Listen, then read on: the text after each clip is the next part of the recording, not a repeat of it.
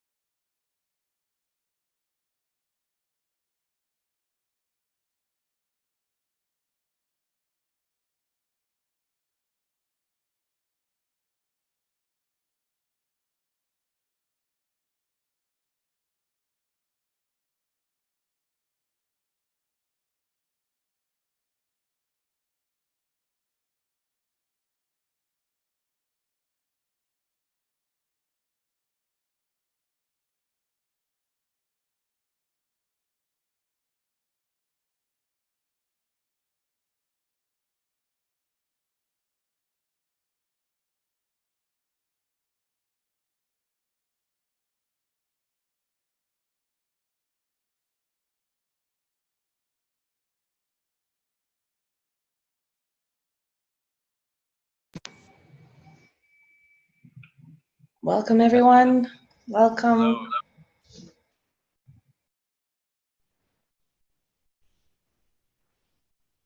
Hey, Kelsey, can you hear me?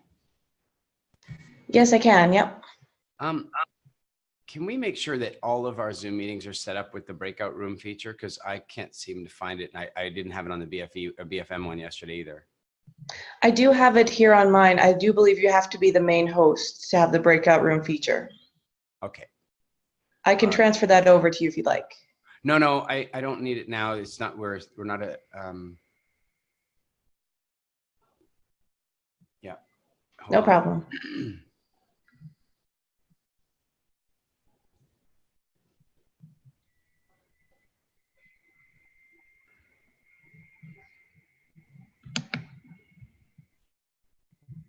Feel more abundant about everything.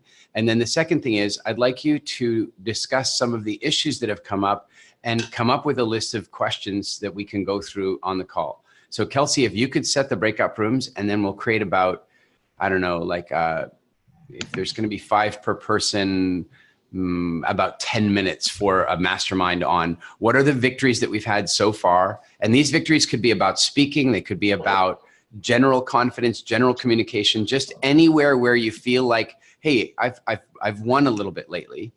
And then the next thing is to kind of brainstorm out some questions or some stuff that you guys as a team think that we should delve into for the sake of the call. Is that clear to everybody? Give me a thumbs up if it's clear. All right. Now, first thing is, in every group, there'll be 3 of them. Oh, actually, okay, now there's 17 in. So I don't know how Zoom will manage this, but I think, Kelsey, make it like groups minimum 4, maximum 5, I think is the way you can set it up. Okay.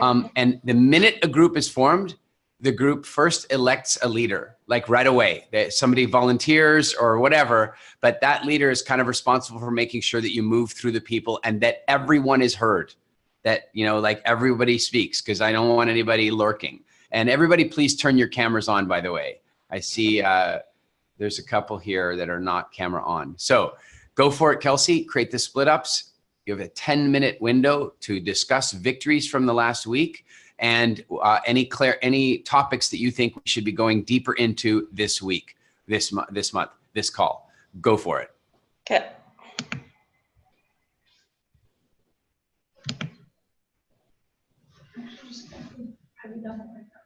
Mm-hmm.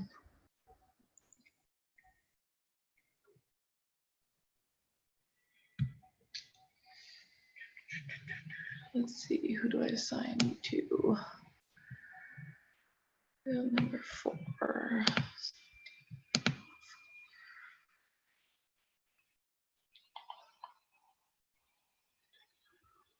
Nice. Okay.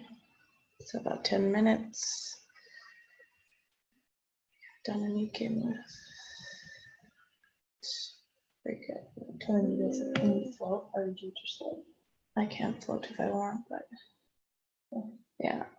Cool. See, we got a couple people in there now. Yeah, it's not too bad. I can broadcast all the groups if I want. So I'll probably do that. It worked. It actually didn't put Eric into his. I think I'm.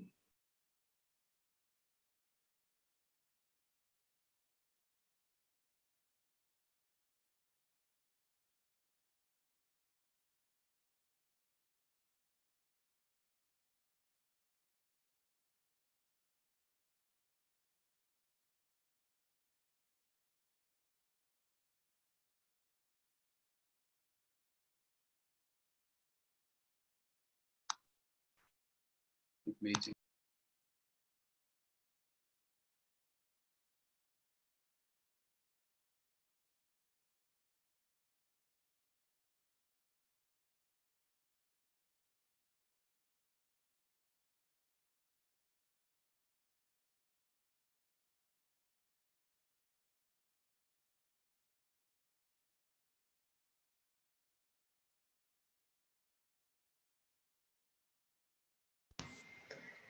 Hi Sharon, hi Mike. Just so you guys know, as you joined a little bit later, Eric has asked us to split into breakout rooms. So I'll be actually sending you into those rooms later. You'll see your Zoom line. It'll look like it kind of cuts out, but it'll actually pop up with an invite for you to just join the room that I'm sending you to. So don't be alarmed. I'm just sending you there right now. And if you'll turn your cameras on, that'd be great. We're just in a little discussion in the groups on any victories you've had, and then any questions that you want to discuss as a group once we come back together. So I'm going to do that right now and send you into those rooms. Okay, cool. Thanks. Awesome. Okay. There we go. Break that room.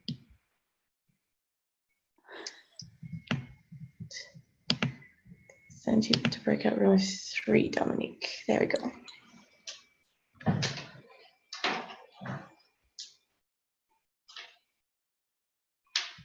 Hi, Eloise. Just so you know, as you joined just a little bit late, Eric has broken us into breakout rooms to discuss as a group. Suzanne, good to see you as well. I'll just give you the same little explanation. Eric has sent us into breakout rooms together to discuss any victories we've had and any questions that we would like to discuss before joining the call all together as a group. So I am going to send you into those breakout rooms. It's going to look like the Zoom line is kind of dropped off, but it'll send you another invite into that room specifically. And then once we're ready, I can call you all back in. So just so you're aware of what's going on. And then just make sure to turn on your cameras so that they can see your wonderful faces along the way. So Eloise, I'm going to send you into group number 2, doing that right now. And Suzanne, I'm going to send you into group 4. There we go.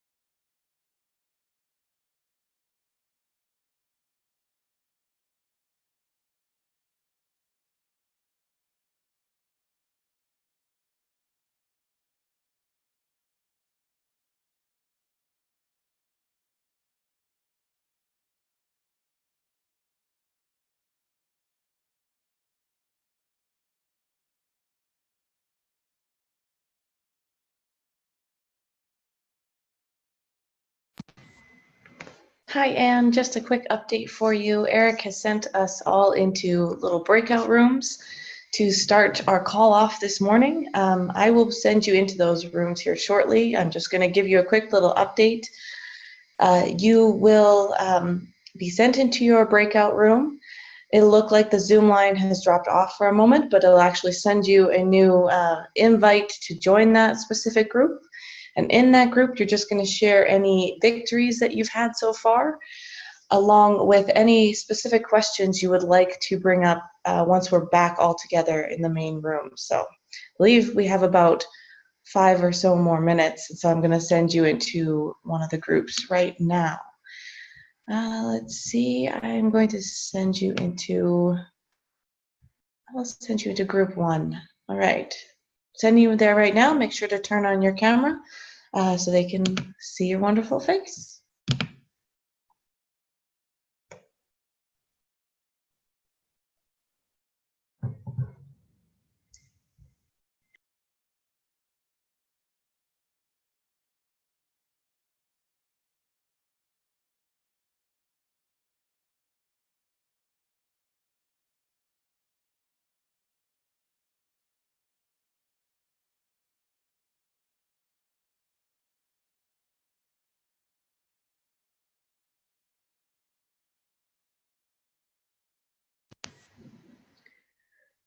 What do you think, Eric? Give them till about 8:20? How many minutes are we in? We had a couple people join in a little bit later, so I'd say we're about 5 minutes in already. Yeah, sounds good. Okay.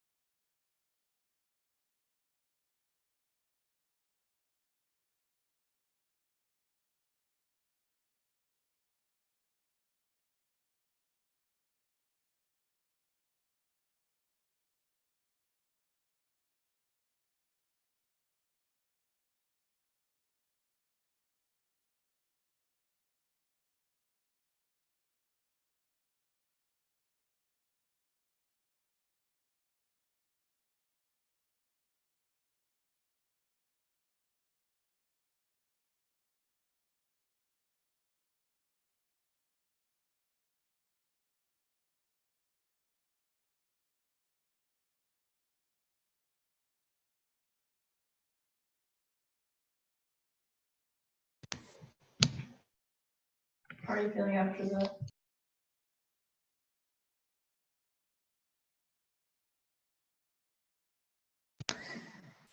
Hey, Cecil. So just so you're aware, we're actually all in breakout rooms at the moment. We've got about like 5 minutes left for the breakout rooms. Everyone's just sharing on what they have, any victories, things they've accomplished so far, and then they are brainstorming any questions they want to discuss in the group once we're all back together. So I am going to send you into group number 2. It'll look like your Zoom line kind of drops off for a moment, but then it'll send you an invite to join back in.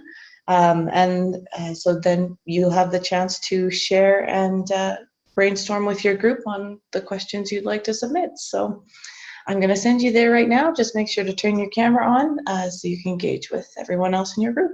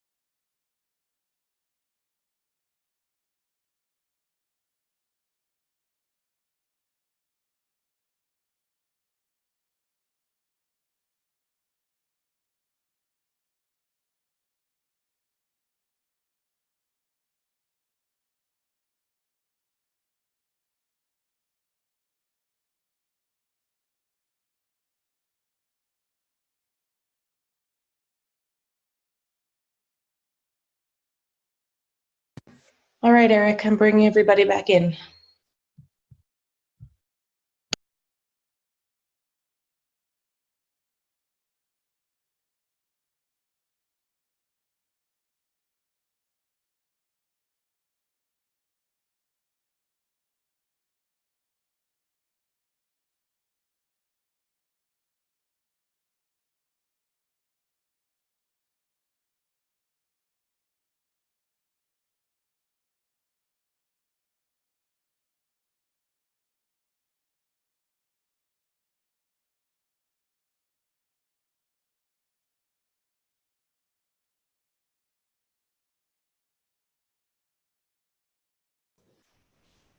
Okay, I'll give it a couple more minutes. I think people are still filtering in from the groups and we'll get started.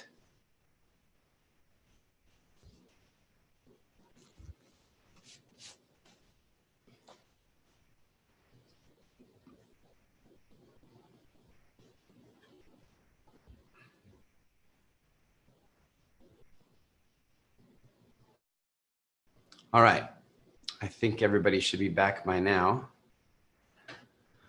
So guys, let's find out what's going on out there. What I'd love to know is, maybe it's easier from the group leaders in each case, but here's what I'm looking for. I'd love to hear any great wins that came up from your group, and more than that, I'd like to hear what are the issues that came up that we want to handle on this call. So who's up first? Okay, hello. All right. If nobody else is up, I guess we'll go for our group. There's I think a bunch of good wins. Linda gave her first all-day seminar. Lucas is up for his first big high-profile talk since the event, and I gave my first professional high-profile talk right after our last call, and Awesome. And got really great feedback. Highest rated speaker out of the group amongst some good ones. And I think the consensus in our group was really that the thing we'd like to dive into is a little bit more inception marketing for specific to speaking business. Okay, so what do you mean by that? Like, do you mean for speaking itself or use as a speaker? I'm not sure. You as a speaker. Okay. So can you give me maybe a real world scenario, yours or somebody's, a real world scenario where I can dive in? Maybe Lucas can do a little bit better because he brought this up as he's starting to speak more. And actually, I guess I'm probably in the same boat where I'd like to start promoting myself as a speaker and getting booked for gigs. Personally, I don't really have a great idea of, what are the things I can put out in front that'll start attracting people to ask me to speak. Okay, let's address some of those things. That's maybe not so much directly about inception marketing as it is just generally, how do you market yourself as a speaker? So let's. Okay. Does that sound like a good frame for everybody? Cool. So, it's kind of a funny thing. We'll talk about books in a moment. But if we start off with what gets a speaker booked, and I would put to you that, obviously being good and engaging in storytelling and all those things that we've covered at BFSA are the foundation of it all. But when we get down into this question of marketing, there are a couple of different models, and I suggest dabbling with them all until you find one that really works for you, and then really probably digging in with that one or perfecting all three, depending on what your business model is. And here they are. The one is, some speakers will create a keynote presentation, one single keynote talk, their signature talk. And that signature talk is written and created so that it's consistently delivered. So for those of you who have, for example, seen my hindsight window talk, that is a great example. I could take that talk on the road. I could take that talk and sell that talk. Now I don't, but the fact is, 80,000 views on YouTube, which is a big deal for a 20-minute talk, right? Like that, and by the way, the the listen rate on that video is off the charts because people tend to listen to it and then again and again. So that's a great keynote talk where you would take that one talk and you would sell that one talk. And any one of you could do something like that.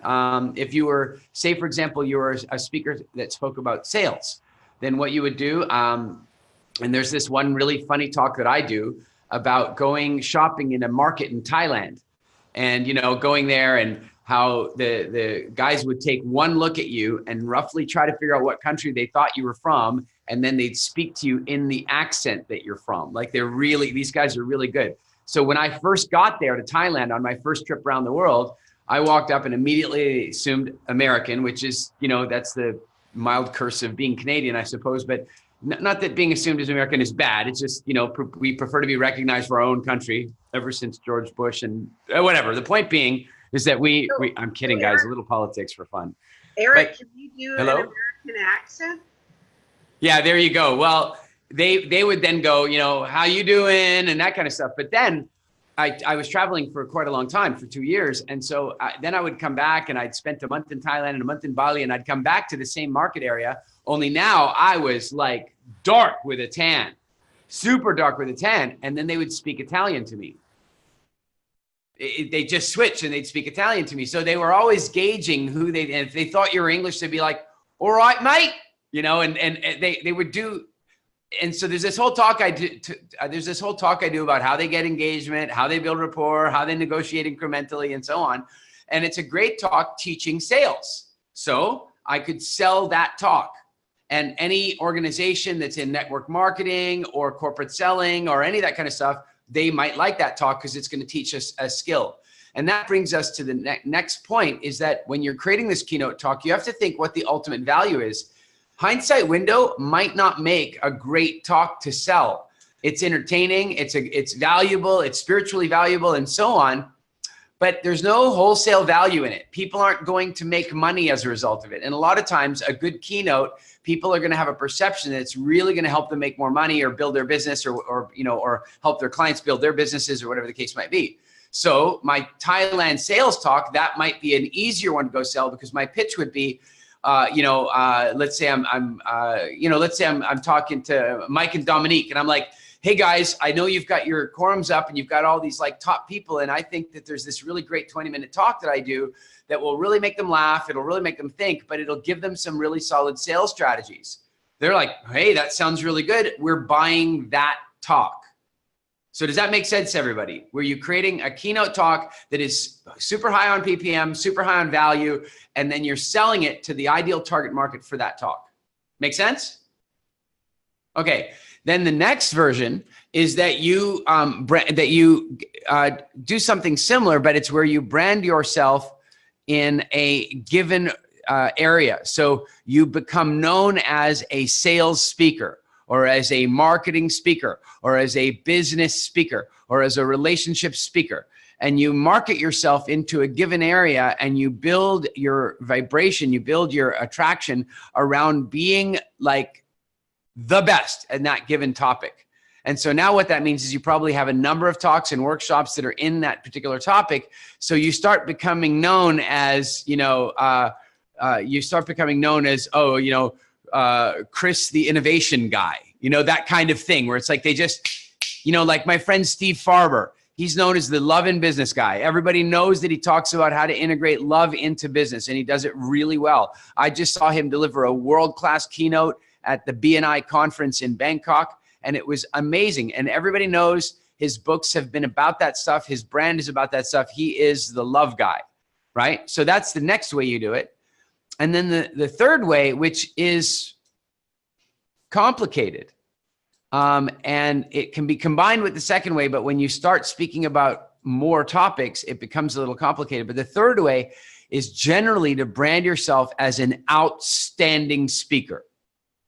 Now, here's the problem, and I'm speaking from very deep personal experience here. How many of you have seen me speak about health, nutrition, that kind of stuff at some point? Video, online person, whatever. Okay. How many of you have seen me speak about marketing and that sort of stuff? How about business? Anybody on business? right? How about what you would term as personal development, or call it new age psychology? Anybody? You see my problem. So somebody goes and asks you, oh, how about this? How many of you seen me speak about speaking? Right? So here's the problem is that if somebody were to ask you, Diane, what kind of speaker is Eric? I don't know, right? This is a problem, and I highly recommend avoiding it. Now, I have enough experience under my belt. I've created enough credibility out there in the world that Diane's answer to people would probably be something like, Eric speaks on a variety of topics, and he's one of the best in the world. And so I've moved to the point where I've branded myself as a world-class storyteller speaker. And so as a result, I often get booked to speak, and they don't even ask me what the topic's going to be. Like, they just come speak.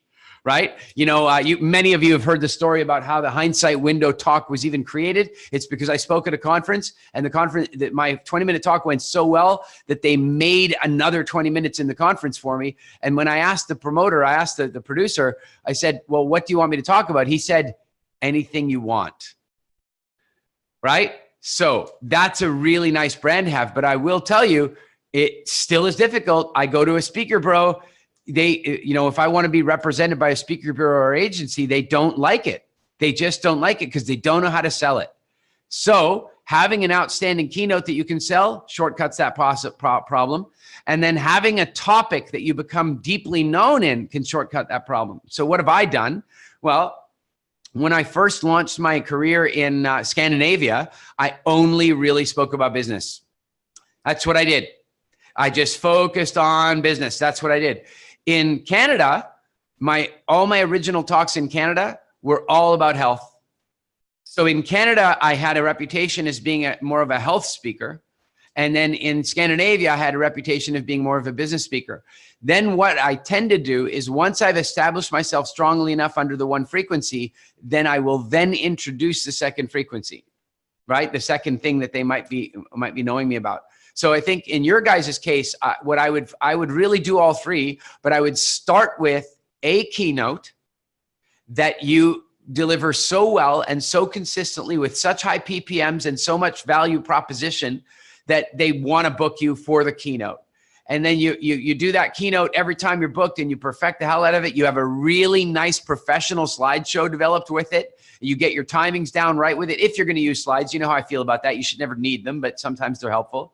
And that's it. You've got your pro keynote. In fact, if I were you, I would have a with slides version and a without slides version, because some places perceive that keynote presentations, that the slides are actually an important feature. Some don't. I actually have many of my clients, I show up and they go, where are your slides? I don't use slides, and they get nervous because they're so used to slides. They don't believe that a speaker can just hold the attention of the audience for an hour without slides. We all know that that's not true, but that's why it's a good idea to have both. Start with your keynote, then use that keynote to create other keynotes, but preferably in the niche. So if you're in sales, 2 or 3 really cool sales-based keynotes, or starting to branch out from sales, say, to marketing or to networking, because they're so related, right? And then try to keep the frequency as narrow as possible until you've built a reputation where people are basically saying, hey, speak about whatever you want, because we just love having you here. Sound good? Yeah, all right. That's awesome. That was exactly what I needed to hear. Good deal. I'm so glad. And by the way, I know that some of you are already scheduled to come out to BFSA 2 in Cabarete in March. The event is currently sold out. It's in fact, it's one person oversold. It's supposed to be 15, and we've actually got a 16. I will tell you all now, I am working on bringing in another really good trainer.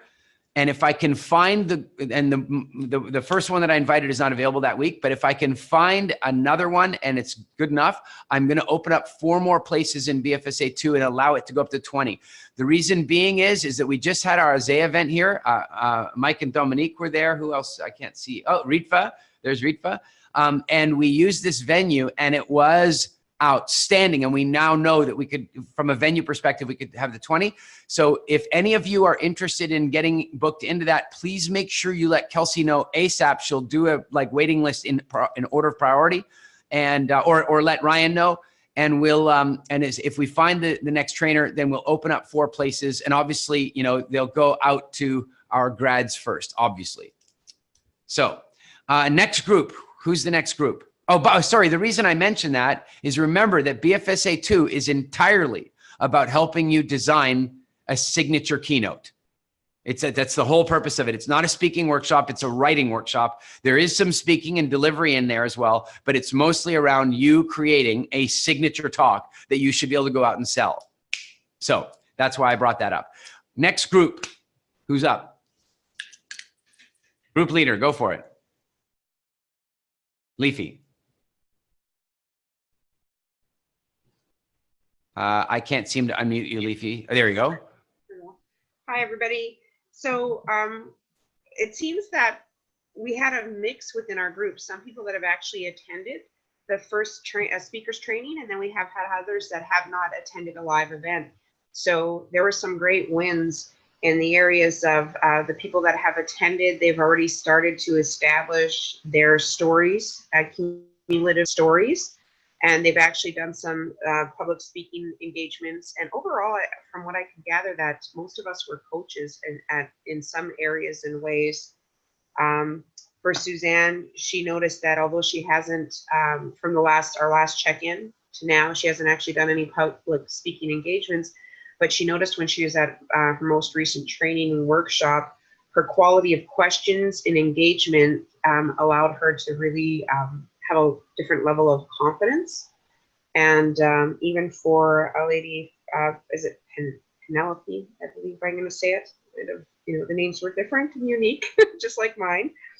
She had some really great wins and had 3 speeches this week, and some of the audience was as big as 300. Nice. So there was, definitely some. We were all at different stages. For myself, what I contributed to also was the fact that I've noticed a level of clarity and certainty in the style of how I communicate within myself, with others in relationship, and with the coaching and servicing of the clients that we're engaging with. And so Raphael's question and concern is she still wants to need work on developing her keynote stories, like gathering her stories and how to do that. So I guess if I could say anything for our group, we ran out of time because numerous of us had challenges logging into this private group.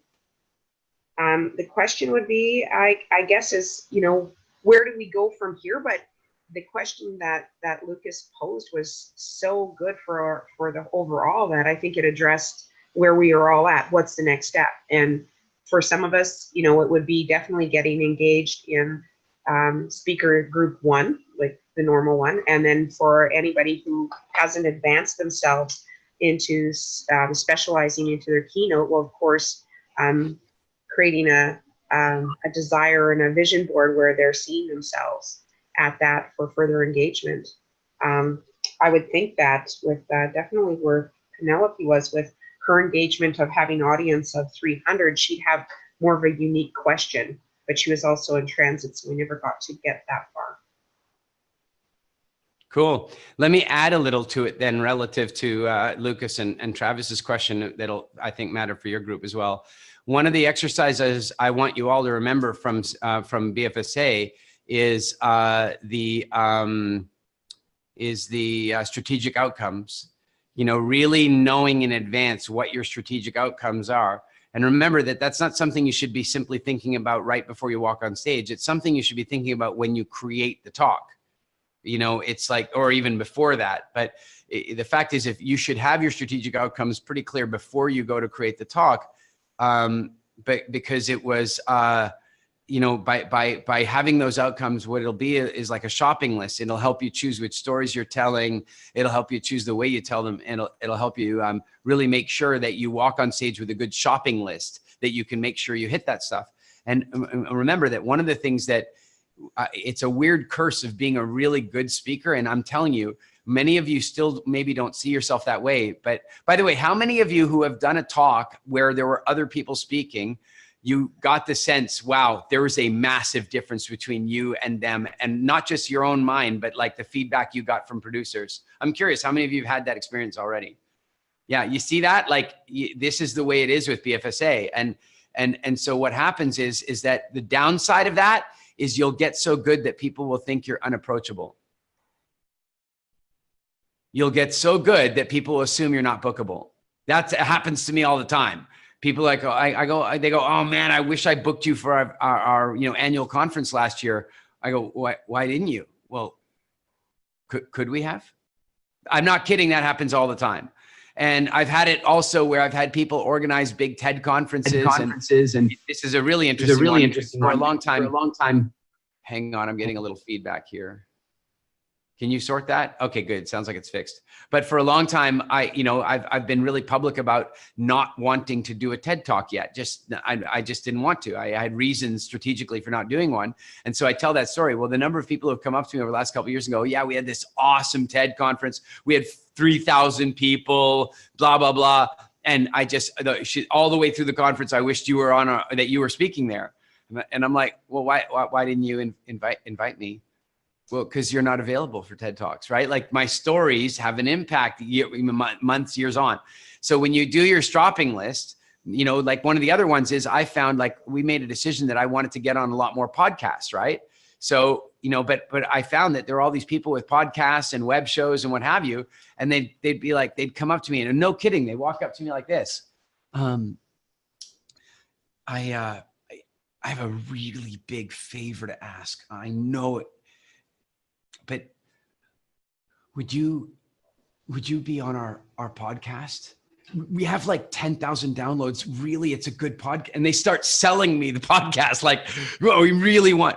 And and the joke of it is that you got to imagine, for every one person that was walking up with that attitude, in other words, a fear of rejection, there was another 8 that weren't walking up to me and asking if they could have an interview, right? And so what did I start doing? I started telling stories about that sort of idea, and saying, oh, you know what? What I love to do when I go into a new market or a new city, like I am right now, I really like to build a little extra time in before I fly to meet with some of the local press and local bloggers. And I really like to do that. Well, what happens then? They're all like, oh my God, right? So boom, strategic objective. And you can do the same thing with getting booked. Right? So you do the same thing with getting booked, where you speak about the fact that you are available for booking. You're not like asking for bookings. You're like, yeah, so I do a certain number of keynotes every year. And these are the markets that I'm interested in. You make it contextual into a story, and then people will walk up and say, hey, are you bookable? And I will tell you that almost every single talk that I've done in the last 10 years, where there's been 100 or more people in the audience, and many times, even if there hasn't, that talk has resulted in invites to the next talks. Almost every time. But that has to do not only with the be so good they can't ignore you, but it also has to do with embed the stories that make people realize you're approachable. So I hope that, go ahead, Leafy. Well, and that's perfect fitting, because that's what I found that kind of missing for the group. And my takeaway from, I've been with you for nearly 3 years now. Oh my gosh. And what I found with many people when they're coming in at different stages in the game, my biggest takeaway is, Melanie and I just had that talk yesterday, even when we're meeting with clients, even if we're looking at engaging with public talks or closing sales, is that it's always about, what is the objective, and are we there to influence? Are we there to close the sale? Are we there to entertain? And then what value are we bringing for ourselves in the way of fees? And then what's that, what's the roadmap and personal vision we have with ourselves and for ourselves? Because that's what I noticed that, as you start on this journey is kind of missing. And then is that what you end up delivering with Isaiah? Is that piece where people would create and develop their more personal map if they don't already have it laid out? Yeah, I don't want to do a big Isaiah plug. I will. Either, but sorry? I'm not either, but it's like, with all your I'll answer the question. I just don't want to, the bottom line is, yes, you're actually quite onto the frequency. And I'll tell you what you really should do is talk to, Ritva or Mike and Dominique, because I think it's fair to say that what you're describing there, that blueprint for your own personal development and your journey over the next, 12 months, say, that's exactly what AZEA is about. It's exactly about, hey, here's how I've been living, and here's how I want to be living, and here's the gap, and here are the specific tangible habits, the specific tangible behaviors that I need to take over time in order to make that shift. And that is really what it's about. And I think that I want to tell you guys something. I really believe that one of the absolute keys to being a phenomenal speaker is handling your personal development, like really handling it. Like, guys, if you think about it, what do I always say? Like, something happens and you need to be able to go with the flow on stage. Well, most people can't go with the flow in life. So how are they going to go with the flow on stage, right? Like, if you guys see, oh man, I wish, Mike, Dominique, Ritva, you might remember, but at one point I was talking about something at AZEA, and I said, and the next thing that you absolutely want to perfect, and then somebody knocked over a metal AZEA water bottle, and then I said, is knocking over bottles to interrupt the pattern of everybody in the room. And I just utilized it, right? Like it was something like that, right, guys? And I just utilized it. Everybody busts out laughing. Whereas in the normal world, what would happen is somebody knock over that bottle and it would interrupt the room in a negative way.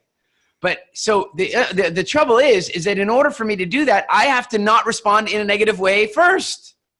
And so one of the absolute keys to truly great speaking is handling your personal development, handling your state management, handling your emotions, knowing that your emotions are an asset. Your emotions are your ultimate life coach. This is one of the extra, I'm going to give you bonus content here, right out of AZEA, right? Good emotions and bad emotions. So give me in the chat some good emotions. And right, emotion dash good, and then I want some emotions bad, emotions dash bad. So give me some emotions. Okay, Linda says love is good, fear might be bad, joy happy.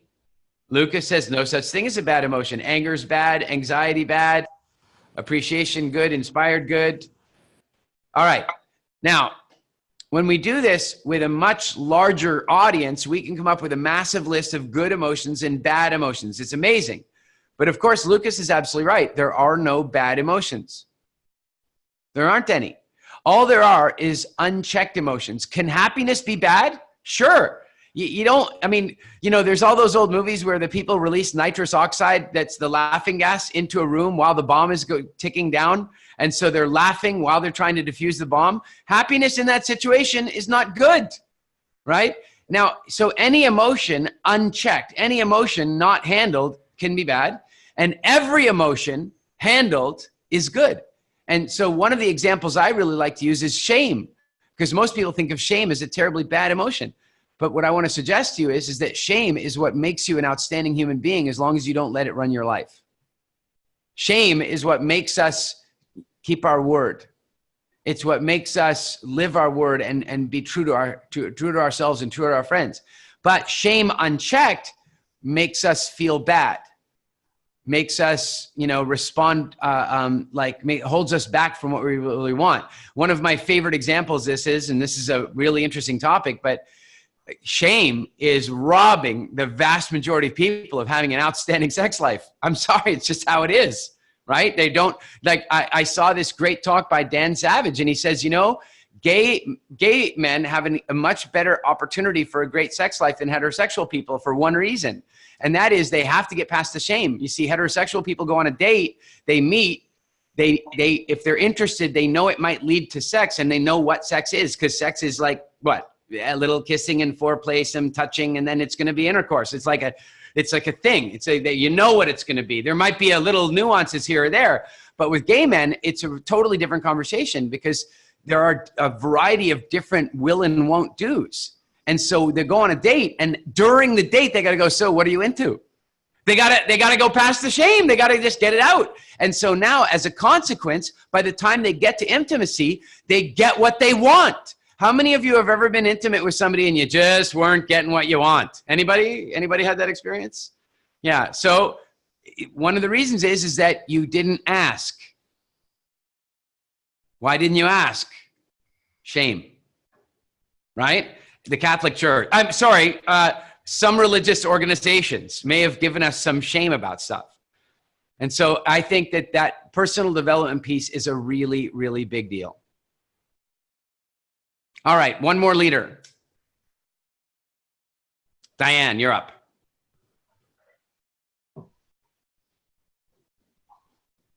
Diane, I think, there you go. Unmute. Okay.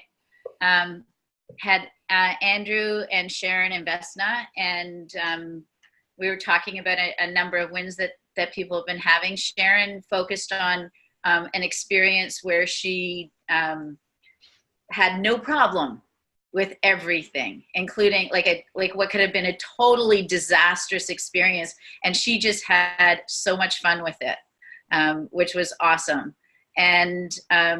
So everyone's moving forward. We also talked a little bit about the marketing, and Vesna was pointing out you have to, when you're talking about speaking, well, specifically I was talking about this awesome speaker that I've got coming to my place next week, and the experience of talking to people about this awesome speaker, and just learning to how to describe, because this particular speaker is so varied in his topics and his abilities that people wonder, who is this guy? So and for those of you who don't know, it's actually Eric. I didn't even know. I didn't even know what you're talking. You mean like in Toronto in a couple weeks? That's right. That's funny. But yeah, and I think we're all working our way through getting into more speaking, and it's I mean, everybody's feeling positive and excited about what they've learned and applying different things. But I think it's putting it all together consistently that is the key. Yeah. Excellent. Any issues that you guys wanted brought up? We didn't get to that. Okay, no problem. I've got one more group, and then I have another group exercise for you anyway. So thanks, Diane. That's really good. And yes, I'm super excited to seeing you in about 10 days or so. Ryan, you're up. Yes. So our group, we had some really good wins. One of the wins, Marcus did a 2-hour speech that went over really well. Since the last group BFSA reunion call. Marcus, by the way, for those of you who don't know, Marcus is a stealth comedian. He's a stealth comedian. He walks around looking like the straight guy, and then he drops bombs. So yeah, I'm not surprised that he did that well. Yeah. We've also, a number of us have had some really good one-on-one Zoom communication calls, work related. Some Toastmaster wins going in, delivering some good shorter talks, work-related speeches to audiences is another thing that has been a win for us. I guess one of the main questions that we had, actually, main Bob brought it up because he's been doing a number of Toastmasters, and he's doing a great job with it, but he wants to deliver a longer speech, and he wants to find an audience, a place where he can go and do an hour or 2-hour talk, and he's wondering how to go about that. Sure, that's a quick, easy answer for now. I would check out Rotary clubs, Lions Club, that kind of thing. They will often want somebody to just come in and speak. They won't. They're not going to pay for that, but it's a nice venue. And I'll tell you the other one. It's really crazy, but the other one is retirement homes.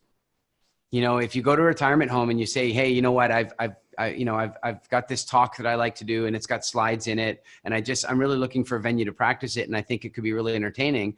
They're always looking for entertainment. They're always looking for something new to break the routine, and that can be a really nice place to practice.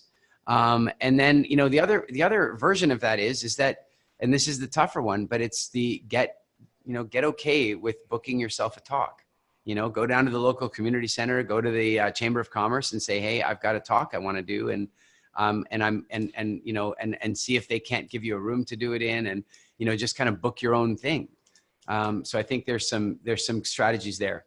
All right, next group exercise. Kelsey, if you could minister, same group sizes, but the group exercise is like this. I want you all to talk about your ideal goals. Like, wouldn't it be nice if this happened in 2019?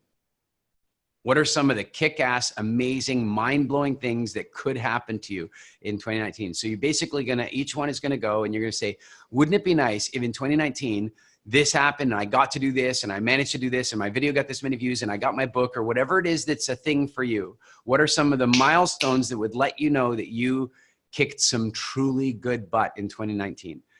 So Kelsey, break everybody up into the groups and let's get the conversations going.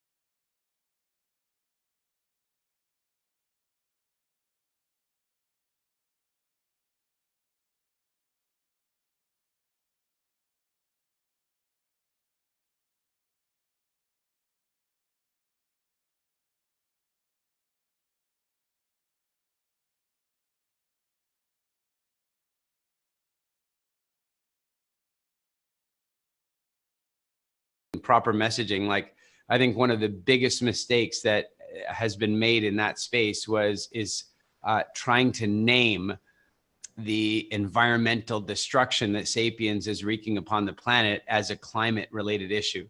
I don't want to get into the debate about whether we're having an impact on the climate. My issue is that the minute we called it global warming, we set up an argument. We set up an argument about facts, because the fact is that the Earth's crust has been cooling from 1940 to 1970. So, suddenly we can get into these arguments about facts. And so then they moved away from global warming into calling it climate change, because of course it goes up and down every few decades, and what the hell's going on? But isn't it true, guys? Can't we all agree? I mean, I don't care what area of the political spectrum we're on. Can we not all agree that we're poisoning the air, poisoning the water, and eliminating species at an alarming rate? Can we agree to all that? Sure. So let's talk about that instead of calling it something that allows the left and the right, and particularly the extreme left and extreme right, to argue about facts. It's so that's such an interesting thing as a speaker, to figure out how to be able to bring up sensitive topics in a way that'll allow you to bring the left and the right together. Fascinating to do that. And our last, it's also a good segue into our own personal environment. That's where WildFit comes in, saying, okay, well, you got to get rid of the sugar and the wheat and the dairy and all of that. So that's what I'm using as a segue. I saw this great Alan Watts quote, and it was, this talk, and he said something really interesting. He said, leaves are to the tree what people are to, and I posted this on Facebook and got some interesting response, but the answer, if you really think about it, leaves are to a tree what people are to the planet. And the way he kind of describes that is, imagine that, you're an advanced alien species and you fly past Earth a couple of billion years ago and you go, look, it's a pile of dumb rocks. right? Earth is just a pile of dumb rocks. And then you fly back a couple billion later and there's plants. And you're like, holy cow, that planet is not just a pile of dumb rocks. It has some consciousness. Then you fly back again and there's people with skyscrapers and airplanes. And you would go, oh, look, that planet peopled, right? Like the way a tree can fruit, that planet peopled.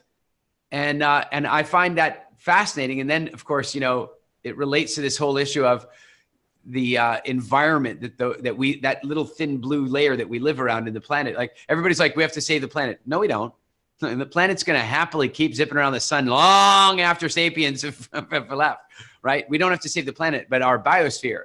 And it's, I just, you know, and you're so right that how it is outside, it has to be inside. And we do start with ourselves. So anyway, my little rant for the day. Let's find out what happened in the groups around, wouldn't it be nice if 2019 delivered this? What happened out there? First group. I'll do it by group number if you remember your group number. So group 1, who's the leader and what happened out there? Okay. Brian, you're on. Yes. Yeah, we had some really nice, wouldn't it be nices. Mike and Dominique, their plan for 2019 is they want to go international with their business and bring retreats to a nice, beautiful setting. I think they're leaning towards the Dominican, possibly. And Dominique also wants to work on a keynote on relationships and communication within relationships. Marcus wants to, wouldn't it be nice for him to continue with his speaking career and making an income with public speaking and using comedy within it. So that's his goals for 2019. Ritva is 2019 for her. Her goal is her book on writing her book, continuing to work on her book, and to present keynotes on her book.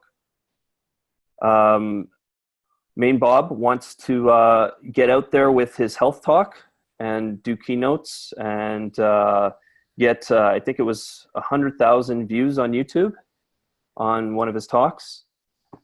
And for myself, I want to create, I want to get my talk on bullying out there and to do a TED talk on bullying and how parents can how they impact the children. We're the ones that are responsible for our children's behavior, and we can end bullying by giving proper parenting. And that's it for our group. Good deal. Awesome. Next group. Awesome. I don't think we were quite as specific, but it turned into this really great round robin of up-leveling the Wouldn't It Be Nice? And so it feels really empowering. All of us, I think, had the similar responses in wouldn't it be nice if we were all getting paid to speak, spreading our message and affecting people's lives. And just up-leveling ideas from that. And as it got to the top, what was, I think, kind of fascinating is we all sort of had something that came up that was much more personal in our ability to accept our goodness and spread that to the world and be comfortable with who we are. Cool. Excellent. Next group. We did get specific, and 2 of us want to go to Cabarete, and 1 of us is going to Cabarete. But of course, all of us wanting to get our messages out. Kelly's in the form of getting her documentary into theaters, and wouldn't it be nice if she exceeds the $450,000 she needs to be throughout several English-speaking countries around the world. Andrew wants his practice wouldn't it be nice if his practice takes off and he becomes a recognized speaker in London in the domain that he really specializes in. Sharon, similarly, increasing her speaking gigs and her performance, and a song that she's written, having that out there. and Vesna, I was having her podcast flourish, and a platform of substantial people continuing to grace her podcast. And for myself, also Cabarete sounds awesome. Getting my books, at least one book published next year. But my ultimate wouldn't it be nice is something I mentioned last year, is I have visions of doing a live streamed workshop with Richard Branson and Eric Edmades to show how people who may think that they are lazy or stupid are actually brilliant. I think that's awesome. That's a great message. Incidentally, a lot of times people who feel like they're lazy or, stupid might be a harsh word, but a lot of times all it is they have not found their flow. That's it. They just haven't found it. And so that's such an important message to get out to people, because once they find their flow, the laziness goes away and it's magical. Mm-hmm. Next group. Was that all the groups? I think there's one more. No? I guess it's me. It's us. So for Sergis, he wants to complete his story journal and get about 50 stories down and have them recorded all by his first quarter. And he definitely wants to have more commitment to inspire people through public engagement, coaching, and speaking. For the women in our group, there was a common theme that they would love to get into more retreats. And so for Penelope in 2019 wants to have a women's retreat specific by the end of November, and to have more speaking engagements and one-day workshops every 2 to 3 months. Suzanne definitely wants to get into travel and speaking, and she wants to be specific. She wants to travel to the places that she desires to visit and really get clean on speaking about her niche and the edge of personal development. For Ruth, it's about public talks and travels, and she's committed to writing her book. She actually has the title all down and said, I believe it's Keeping and Being Brave. So she wants to complete that book, get her website up and running, and create women retreats for any woman that's gone through transition through divorce or breakup, and specialize in that, plus at least 1 to 2 speaking engagements in 2019. Raphael, again, the technical piece about, she's actually showing up at your event in June, and she wants to have 20 plus stories ready to go, plus public talks. And then for myself, we ran out again of time, so I'm working on being time efficient in 2019, Eric. I think Bob can attest to that, and Lucas a little bit. So for me, we're looking at launching our eSpice book 2019, along with the food book that we've been creating for the last year. Getting really clean and clear on our keynotes, my keynote message and speaking. I know that I've been a part of Kelly's new book that got launched.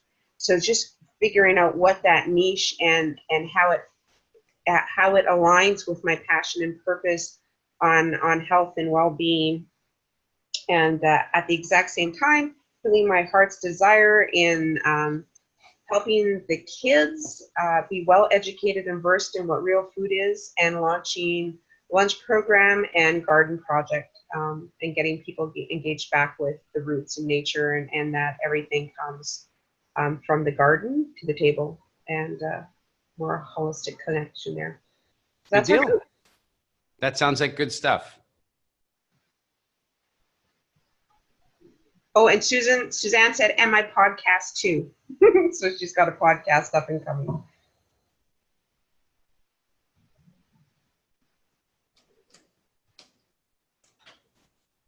I don't think you guys can hear me. My computer seems to have crashed. We can hear you, Eric. It's just your frozen. Your video that's frozen. Okay, my entire computer seems to have crashed, so nothing is working, but you can hear me. That's the important part. All right, so I really like that exercise, and what I wanted to show you is that, you know, you all have varying degrees of specificity in terms of what you want, and I want to challenge each of you to increase your specificity for two reasons. The one is that by really getting clear about what it is you want, you're going to make it easier to make really good, solid decisions. And at the same time, you're also going to have a better measure of whether or not you're achieving that which you really wanted. In a very basic way, imagine that you're in New York, and generally speaking, you know where you want to get to Los Angeles. But if you decide in advance that there's a bunch of stuff that you're interested in, you go, well, you know what? I'd really like to see a little bit about this, and I'm really interested in planes, and I'm curious about this and this and that.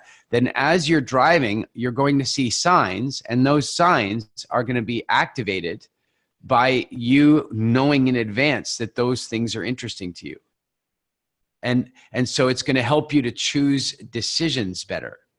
It's going to help you to know, should I turn left or right at this fork? Or when you're deciding, you know, which roadside services to go off and fill your car, the one is right by an old plane museum and the other one isn't. You're like, oh man, look, there's a plane museum. But if you weren't aware that you wanted to see stuff like that, you wouldn't even notice it. You wouldn't even see the sign. Does this make sense? And so when you start getting really more specific about what it is that you want out of your speaking career, then what happens is that you will start making decisions that put you in the proximity of those specific desires. So here's some examples. How many of you would like to get to a place where you were regularly being booked to speak at reasonable speaking rates? Like, I'm talking, in every country is a little bit different, but I'm talking about where you're making as much money for doing an individual talk as some people are making in a week or a month of their salary, because that's how it kind of works, right? How many of you would like that? Yeah. How many of you would like to be booked to speak somewhere and that they pay for you to fly out there in business class? How many of you would like that as a milestone? Okay, that's really cool. How many of you would like to be invited to do a TEDx talk, for example? How many of you would like to do that? Right? How many of you would like to get, you know, a certain number, say at least 10 good quality podcast interviews under your belt? How many people would like to do that? Interesting, right? So you see what I'm getting at is that when you start getting more specific about these things that would be nice, you create for yourself the opportunity to look out for those things, to notice those things, and even to embed stories in your talks that will help you to lead to those things. How many of you would love to have somebody walk up to you at a talk and say, wow, you should really write a book about that, and I'm an agent? How many of you would like that? Right. It happened to me in London, I want to say 4 years ago. I did this talk, and this woman walks up to me, and she's an agent. She works with Hay House, and she's like, you got to turn that into a talk. And we sat down and had a conversation about the various books I wanted to write. And she said, and then she came to me and she said, you know what? I don't think I'm the best agent for you, because I don't think Hay House is a big enough publisher for what you have in mind. You have such great topics. You need to go to a New York publisher. This is the conversation I'm having when the day before, if somebody said, are you going to write a book? I go, I don't know. Would anybody be interested? Right? Like, you know, we sometimes have that. A friend of mine just recently wrote, actually it was Vishen from Mind Valley, just recently wrote a Instagram post, and he said that. He goes, you know, the reason it took me so long to write my book is I just didn't think anybody would be interested. Now it was a #1 worldwide bestseller on Amazon, like top selling book on Amazon, and like all categories. And it's been published in something like 52 countries or 52 languages now, you know, and this is a book that he thought people might not, quote, be interested in. Let go of all that stuff. Wouldn't it be cool that you landed a book contract for those of you who haven't done that yet? So this is what I'm getting at, is try to develop some specificity out of what you want out of 2019, because A, it will help you to make decisions. B, it will switch on your reticular activating system, which is the part of your conscious, which is noticing and not noticing stuff based on what you place a priority on. And then C, it's going to help you to measure. Because otherwise you're going to come to the end of the year and go, I did pretty good. Well, no, you had these 6 things and you did 5 of them. You didn't do pretty good. You did great, because you could measure. Does this make sense? All right. So with that stuff accomplished, what I'd love to do now is just jump into general, directed Q&A from you guys. If anybody's got any questions that we haven't addressed so far, this is our sort of final reunion call of the year. And I want to make sure that if there's anything unanswered, then I can answer it. So if you've got a question or something that needs some clarity, then let's discuss that. Who's up? Vesna. Yeah, I just wanted to say that for me, it's very important that I have a couple of accountability partners to discuss where I'm going, not only in terms of talks, but the rest.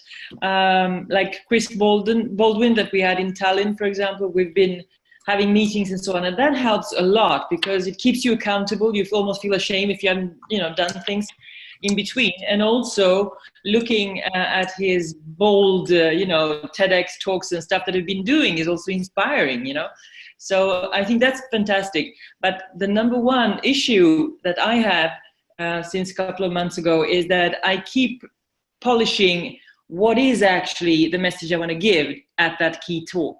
I have an idea, but I keep polishing it, not procrastinating, but it is as if it's growing inside of me. So it's not done, but it will be done in a couple of months, I'm sure. So I'm not giving up, but I'm just saying sometimes it's not so obvious exactly what you want to talk about as your key talk, even if you cover lots of ground. That last bit got cut off. Something about a key talk? Yeah, I said, how do you know exactly what is the right talk, your keynote talk? What is the main message? Because I have many messages. Yeah, this is an important issue. And it's really tough for those of us who have a broad spectrum series of topics and things that we want to talk about. So Vesna, what I might do is I might sit down and create a list of, say, 5 or 6 different keynotes that you could put together, like a really nice keynote keynote lists. I could put these 5 or 6 together. Then what I might do is create a matrix. And what I mean by a matrix is look at all of the talks and rate them on a scale of 1 to 10 on marketability and passion.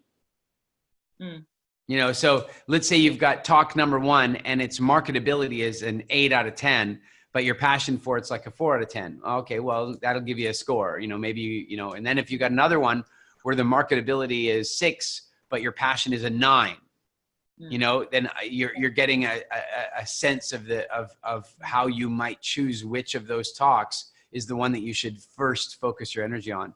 The one thing I would suggest is that you want the highest level of marketability with the highest level of passion. And that's the one that you focus on. Sorry? What's marketable? How do you know what is marketable? That's really great. Remember that what's marketable has everything to do with who you're planning to market it to, right? So how you know what's marketable, this is the silly answer is, are people paying for it? Like, are you seeing them hire other speakers to talk on those topics? Are there conferences on those topics? And then also, this is an important thing, and that is to take a look at how you think that topic could be really powerful for them. So, somebody who's, for example, talking about advanced communication skills, who might be interested in that talk. So that's one of your questions. Once you've figured out a talk that you think is marketable and that you think you're passionate about, then the question is, who would get the most value out of hearing this talk, right? And once you've identified who would get the most value, those are your potential clients and the types of conferences and the type of producers and that sort of thing. If you go for a quite broad spectrum topic, like if you were to go these days, if you were to go after, like, say, social media or sales or marketing or business or relationships, and you were to go after quite a large topic, then now you can go to speaker bureaus and say, hey, I've got this great keynote talk. Here's the link on YouTube or whatever the case might be. And they look and go, yeah, I can sell that, no problem. So when the question about, well, how do you know what's marketable is how much value is it going to create for people? Who is it going to create that value for? I will tell you, unfortunately, is that some of the topics that are going to create the highest degree of value are going to be the topics that ultimately lead to profits. So team building, leadership, culture, business strategy, entrepreneurship, marketing, sales, HR practices, those types of things are a manifestation. A friend of ours just landed a book contract to write a book on law of attraction manifestation type stuff. Got a $250,000 advance. She was an unpublished author, right? She just found a niche and she had a way of delivering it and they wanted it. Does that help? Thank you. You're welcome. By the way, guys, this is a tricky thing. I want you to recognize that any information that you have will, by its very nature, feel not that valuable to you because you no longer have the pain that you have when you don't have the information. Okay? So what happens is that sometimes we have answers. We have this story and we go, wow, it's a fun story, but I mean, I don't know what the value of it is. But what you're forgetting is what your life was like before you had that information. And it's important to remember that the value of that talk is not your enjoyment of it. It's what kind of gap is it going to close for the other people? And the trouble for us many times is, we go, well, yeah, but I already know all this. Like when Vishen wrote his book, he's like, yeah, but people know this stuff. Why would they be interested? Not right. Not the way it is. So just bear that in mind. Thank you so much, Vesna. Good stuff. Who's next? Hello. Bob. Yeah, just a quick question is what's happening with Speaker Nation? It seems like it may have some of the features that Toastmasters doesn't have. I'll give you an update on Speaker Nation. So I was in Bangkok last couple of weeks ago with Ivan Meisner from BNI, kind of talking through some of the aspects of Speaker Nation. One of my major projects over the Christmas holidays is to kind of perfect the first draft of the business plan for Speaker Nation, and then in the early part of January is to approach some of the people that have expressed an interest in investing in the business. I've decided not to do it as a bootstrap startup the way I originally thought about, which is why we haven't started any clubs yet. My original idea was, hell, let's just start 6 clubs and see how it goes. I am now so convinced that this is going to be an exponential organization that I didn't want to do that, because then we'd make a bunch of mistakes early on, and then we'd have to build on those mistakes. And so I'm not saying we won't make any mistakes, but now what's happening is we're talking about building it, capitalizing it well and launching it much more professionally. So in the first half of January, I expect to reach out to the people who have expressed an interest in investing. There's quite a big list, and some very interesting people that would, I'm not just looking at the money of it. I'm looking at what resources they bring. I heard a great expression once, and that is that everybody thinks that they're going to get wealthy by investing in the right things. And really, your wealth is often far more determined by who invests in you. Interesting. And so that's what's happening in early January. Then we'll go into development mode where we're developing the website, the club directory, and because we want to have the club directory built so that as clubs start, my biggest concern is if we start 6 clubs and we start doing any online presence, we could suddenly have 30 clubs and no system for managing them. And then that would hurt the brand, and that would, et cetera. So now we want to build it so that the club have a way of being managed, and that there's good affiliate tracking so the club leaders can make money, unlike the Toastmasters model at all. And so all of that stuff is, the idea is once we've closed on the first round of funding is to get that website and app launched, and then to launch the first pilot clubs. And the idea there would be to launch between 6 and 10 pilot clubs in at least 3 or 4 different countries so that we are truly an international organization on the day we launch.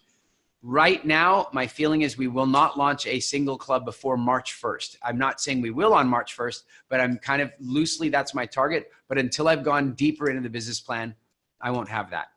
The good news, a couple of other things that are really good news is we struggled. We got speakernation.org, not ideal. It was okay. But we now have speakernation.com. That's very nice. It took some doing, but we managed to make it happen. And also, for those of you who don't really know who Ivan Meisner is, he started maybe the largest entrepreneur network on earth with 300,000 members. He knows a whole lot about what to do and what not to do. And he is in. He said it's the most exciting business that he has seen in 20 years. So we're really, we're excited to be building that with him on board. So that's where we are with Speaker Nation, Bob. Thanks a lot. That's great. Cool. Who's next? Andrew. Hi, Eric. This is a teeing up for Cabarete. Yeah. So yeah, coming up with a keynote, I hear this thing about, what I think of as my information not being valuable because I don't really see the gap anymore. I don't really see myself as talking about information because what I'm taking people into is an experience.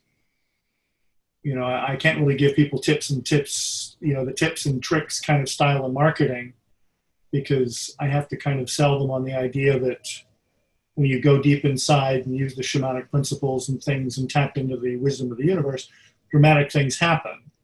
So how do I build I was talking to a speaker booker and they suggested something around maybe being somebody who sort of talks about futurist stuff, which is sort of an evergreen topic in the business world, but through a shamanic lens. And that makes sense to me. I just don't quite know what to do with it. Well, remember that what ultimately somebody wants to pay for is results. Fair? Is that fair? Yeah. So then think back to what are the results of what you're doing. So, on one level, very, very basic, are they going to be entertained? Mm-hmm. First result. That's actually really important because nobody wants to sit through a talk that isn't going to entertain them. So that's the first thing to think about. Then the next thing is, what are the results? And so if you're talking about shamanic principles and opening up consciousness and that kind of stuff, that's a massively interesting topic at the moment. I mean, there's a lot of people writing about that, talking about it on the full spectrum, on the chemical end of the spectrum. And I've never seen it. I mean, look how mainstream it's become. You've got Tim Ferriss talking openly about using MDMA, ayahuasca, and acid for altered states of consciousness. And then at the other end of the spectrum, you've got people talking about obviously chemical-free, shamanic meditations and altered states of consciousness through breathing techniques like Wim Hof. And it's a huge topic at the moment. So the question is, what's the result? What ultimately are you talking about? Here's an example. If I said to you, let's say you're a CEO of an app development company, a big app development company in Palo Alto, and I come along and go, Andrew, there's a talk I want to deliver, and what it's going to do is it's going to take people on an experience which is really going to open up their consciousness and really open up their creativity. And what you'll begin to find even in the week directly after the talk is that people's ideas will be popping, and on top of that, you'll really notice something interesting where people are having the same ideas at the same time because they're tapped into a field. I'm making this up, right? But you get my point, is that's what they're going to want to hear. Yeah. What's that? You're sort of, you're putting the words that I need to figure out how to use. That's my point. And so the way those words are formulated is, what are the results they want? Remember, you have to deliver those results. I'm not talking about, there's a crazy joke that I told during Isaiah, during one of our exercises. And it's like, there's a guy who he lived a very marginal life. He did a lot of good stuff, but he did some not so good stuff. And so at the end of his life, he was given a choice. He was allowed to go up or down. He was a cusp person. He could go either way. And so he went up and he talked to the guys at the pearly gates and he goes, hey, what's going on up here? Sell me. And they go, well, it's you get through the gates and we find you a cloud and you sit on the cloud and we play harps and it's very beautiful up here and very, it's just wonderful. And he's like, okay. And he goes down, to the other guys and he goes, sell me. And they go, oh man, down here, it's awesome. I mean, you can imagine who's down here, right? I mean, some pretty cool people. We're having parties all the time. We got a lot of musicians down here, man. We got some fun stuff happening down here. And he's like, I'm in. And he sends his note up north and he goes, no guys, I'm staying here. And he checks in, he gets into his room and then all of a sudden everything turns to fire and brimstone and screaming and yelling and perpetual pain. And he goes, hey, I got to talk to somebody. And they bring somebody over from customer service and go, what the hell? What the hell? You guys, they play the concerts and the parties. And he goes, oh, that was marketing. This is customer service. And so when I say that your words have to match what they want, only to the degree that you can actually deliver those things, but I'm sure we're all already on that page. And so if you're, think about it in terms of like this, you're looking at the target client, the target conference, whoever it is, and you're thinking about the talk that you'd be putting together, what would be your best case scenario for what happened to a member of the audience? What did they get? And that's where you're going to come up with some of your best marketing copy. Here's one of the ways to think of it. Guys, all of you, 2 words. So that. Just think about those 2 words, so that. Why? Well, because if I come along and go, oh, wow, this talk on inception marketing is so incredible because it's going to show people how to create even more leads. It's going to show people how to create even more leads so that their funnel will be stacked with leads and they can have increased, so that, right? So that is the key to let you know you're talking about the end result. You know, you could do this great talk. You go, oh, I have this wonderful talk on communication and relationships and how to really, you know, create a closer bond so that people can keep the passion alive even though they've been married for 10 or 20 years, right? What comes after so that is the deliverable. So what is that when you're talking to your clients? Okay. Yeah, no, because this is, I mean, you know, because my clients all tell me, you've changed my life, but I can't say how. Yeah, and that's what you need to get clearer about. And by the way, Andrew, that's a dangerous problem to have. And I'll tell you why. Some very good friends of mine, some of you have met Shelley Lefko. I think I've had her on a webinar here or there. And her husband, Morty, was one of my favorite people in the world. He's the one who taught me more than anybody else in the world about unconditional love. Incredibly amazing man. And they do, Shelley still does incredibly powerful work around limiting beliefs, around helping people eliminate limiting beliefs. And incidentally, if any of you feel like you're bumping into limiting beliefs about your speaking career, I highly recommend you reach out to Kelsey and say, I would like to meet Shelley. And we can get you a direct referral and get you a session with Shelley. And she's reasonable because frankly, we all teach the thing we need to learn the most. She still I'm telling you, and I look at her fees and it tells me she's got some limiting beliefs because she should be charging a lot more, right? Which is good for you. But here's the other thing. One of the problems that she and Morty had was that she would do sessions with people. They would do sessions with people. And 6 months later, they'd have a book out or they'd get their movie launched or they'd get this or that. And then they wouldn't trace it back to her. So she would meet them and know that their life took this incredible shift the day they had their session, but they didn't tie it to the session for some reason. And so you need to be careful about that so that when people go to your talks, they think of their life as before your talk and after your talk. They really need to have that. So there's some things you can do to improve that. What I suggested to them is they should create some pomp and circumstance around the whole thing. This is why we have things like incense and candles and watches that we wave in people's faces. I'm kidding about what they might be, but by having something that they anchor to, having an experience that they went through. Look, how many of you have been to one of Tony Robbins' Firewalk seminars? Anybody done the Firewalk with Tony? A couple of you? I have a number of times. And I'll tell you something, that Firewalk, it's a great lesson about life in some ways, but it's not like a lifelong usable metaphor. You know, what it takes to walk on fire, especially in my case, you know, having been lit on fire and having to, you know, have my arm grafted back together, I had some issues with fire, you can imagine. And so for me, to walk across the fire, fabulous example of, you know, overcoming fear and stuff. But let me just say this, the strategies for getting yourself in state to walk on fire, they're not useful for how to do a job interview. They're not useful for how to have a great relationship. They're not useful, but what they are useful for is getting your business started or walking up to that attractive person that you want to talk to and getting over it, right? It's about overcoming fear.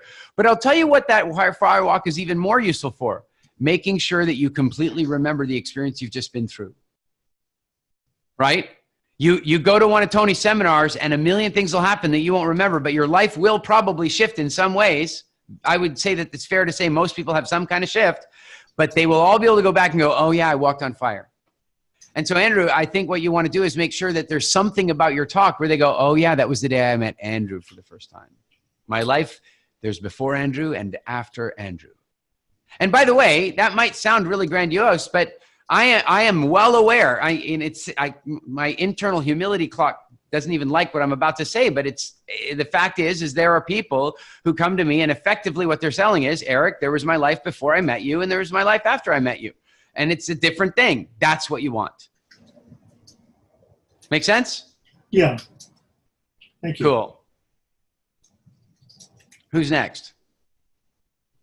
Oh, actually, I've got a question here from Rosemary, who couldn't actually be on the call, but she was just here in Cabarete for Isaiah, and she sent in a question that hopefully is helpful to all. She says, is writing a book similar to developing a keynote in that each chapter has stories and makes a point?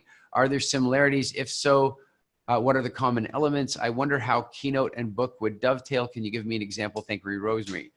You know what, guys? Yes. So how many of you are interested at some stage of writing a book? Who of you would like to write a book? Who of you would like to have a book in your name, but you don't really want to write it? I'm curious. I understand. There are lots of people that have a message, right? But they don't actually want to sit and bang out 400,000 words or 40,000 words or whatever it's going to take for them to write their book.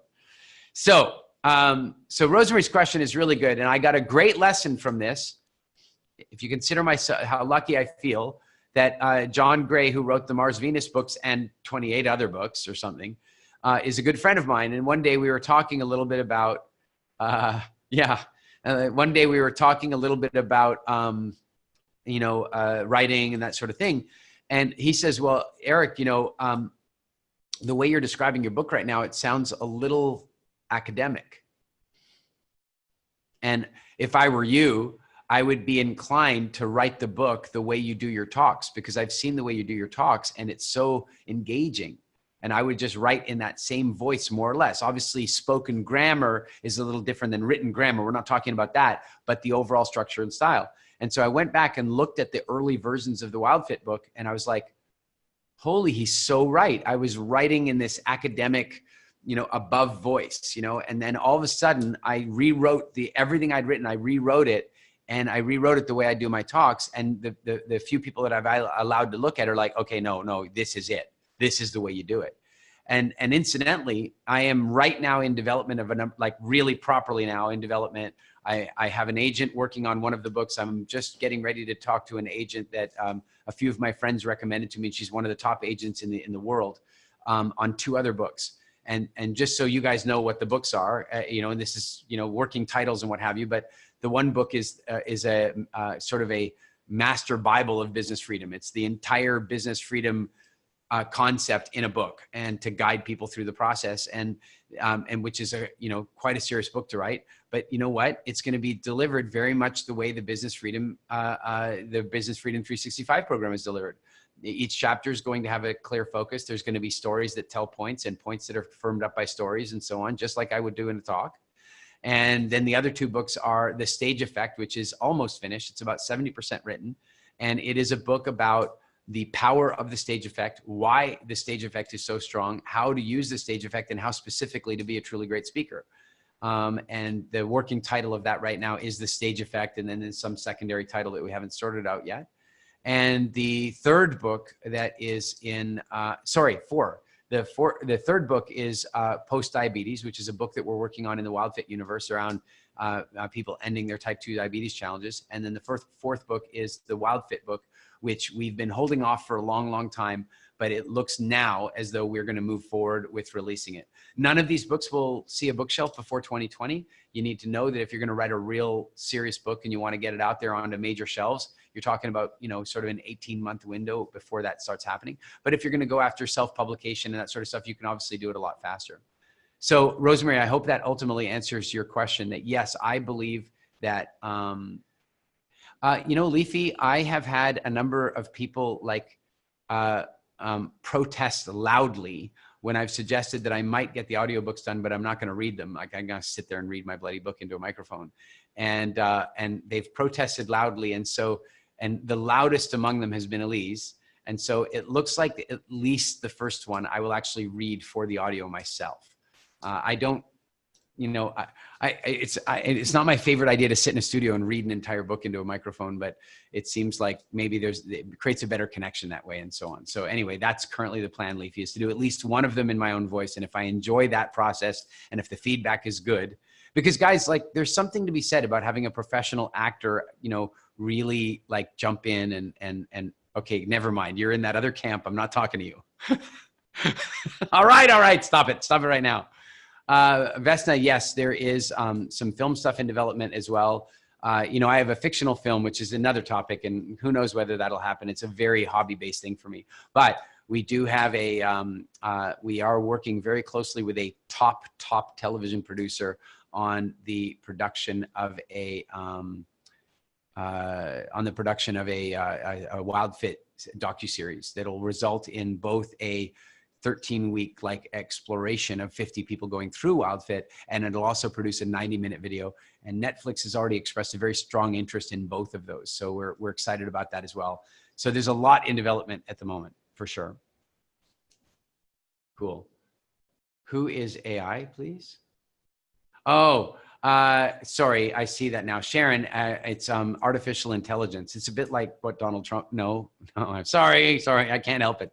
AI is artificial intelligence. In other words, computer read stuff. And the reason that AI is really interesting is that it's now at the point, there's this thing called the Turing test, where you have a human sitting on one side of a wall and a computer on the other side of the wall, and they speak to each other. And the idea was, could the computer ever fool the human into thinking it's a computer? And the computers passed the Turing test a long time ago. Computers are absolutely able to speak to you in a way that makes you think they're human. That's totally done. But now what's really crazy is the Turing test can now be passed in voice. A computer can speak to you and you think it's a human. And there are already now telemarketing systems and political campaign systems where you can get a call in the United States. I haven't seen it outside of America yet, where you get this phone call and they go, "Hi there, is that Ryan?" And Ryan's like, "Yeah." "Ryan, I'm so glad I reached you today. I wanted to talk to you a little bit about the upcoming presidential election. I'm curious what your thoughts are on this." And then you answer, and the bloody thing sounds like a person. And here's the kicker. If you go, "Are you a real person?" You go, then the thing will go, "That's a very interesting esoteric question. What exactly is a person?" "Well, what I am right now is someone interested in your political views." I'm telling you guys, that it's creepy. So when they talk about having AI read a book, they mean having a computer read it and understand the punctuation and stuff, and read the book with the right tones of voice. Tony needs to do that because he's losing his voice, like actually losing his voice. And so to sit in a studio and read for 4 hours is just not the most productive use of what's remaining of his vocal cords. So it's a really good idea for him to have somebody read the books for him. And apparently, according to Leafy, I should not do that. So we'll see. We'll see what happens. Oh, by the way, consider this, that they'll be able to develop an AI. I mean, we're talking minutes, where they probably could do it now, that will read Tony's book to you in Tony Robbins' voice. So you won't even know that it wasn't Tony. So by the time you listen to one of my books, who knows who's reading it to you? All right, Sissel, go ahead. What I wanted to ask is, because I have had some... I can't really hear you. Can you hear me now? Yeah, that's much better. Yeah, it's my phone. I would like to... I got some inspiration about the topic of my speech, because we talked about how I felt before I had my experience with clay, and what it has meant to my life. Yeah. So we talked earlier about the thing that I need to put people into my or get people into the studio. Then it's easy, it's yeah. The speech is actually not doing any marketing, and people are, I can't really get the topic right. So I am trying to get them into my studio, where I'm also more comfortable. But I wanted to hear a take on, I'm restoring an old factory now, and I'm having a small event location next to my new studio, where I'm educating teachers for my franchise takers.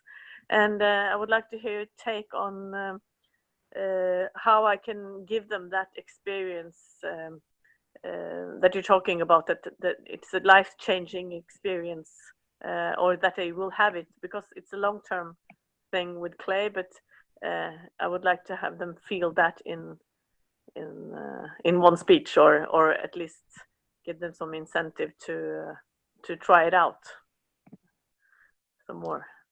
So I'm not sure, like, what is the environment? Like, where would you be doing this? So I would, because I was thinking I cannot bring the clay to events, or I tried it before a little bit, we get a little bit of a taste, Yeah.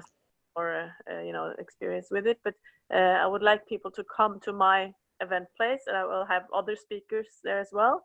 But I would also like them then to maybe join me in the studio for a little taste of clay. But maybe I can also make it even more special. So I think, the way I would look at that, first of all, is when you're doing a talk externally, remember the power of storytelling, and like what I mean by that is that, let's say you're doing a talk where team building is really like important to the audience. Then what you want to do is tell stories about the time when companies sent people in and it was a really great team building exercise, and how this person had this breakthrough and how it turned into increased profits over here. And, and then if you're talking about like parenting, then you'd want to share a story about this one time when this mother brought her teenage son in and they worked on clay together and how it brought them closer together and that sort of stuff, right? So you want the story to resonate with the result that you want them to get, very similar to our previous conversation. But now, if you're trying to attract people to come into the studio, I believe that the key there would be to create themed experiences. So if you're thinking about bringing in speakers and all that kind of stuff, I would think about bringing in themed experiences. So, you could very easily create a relationships workshop, right? Where it's a relationships workshop where you are bringing in a speaker that talks about, masculine, feminine communication and how to create magic in the relationship and so forth. And then as part of that, you can work into it a little clay exercise that they do together. You recreate a little ghost, that kind of thing. And then, or equally, you could have a parenting workshop, or you could have a,